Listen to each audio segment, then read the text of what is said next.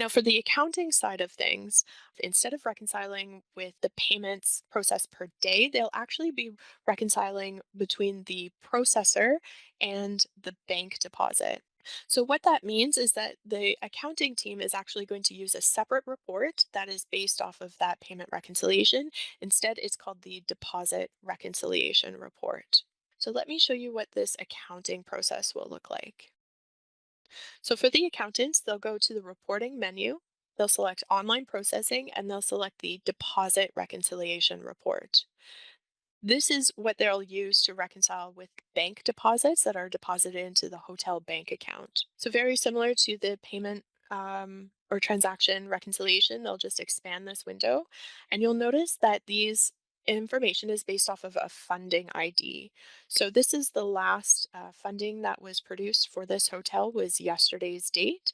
It'll show you what was recorded in the hotel, what was recorded through the processors, and it will also break down any chargebacks or fees that have been applied by the processor, by Full Steam Processing, to show you your net deposit for those dates.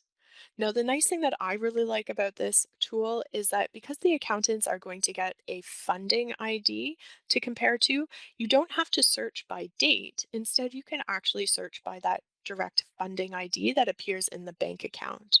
So let me just type in an example funding ID here, and I'll click Get Deposit. And that now shows me the exact information that is included in that deposit. So it looks like just a deposit for me, but I can select the transaction detail total and click Print Preview.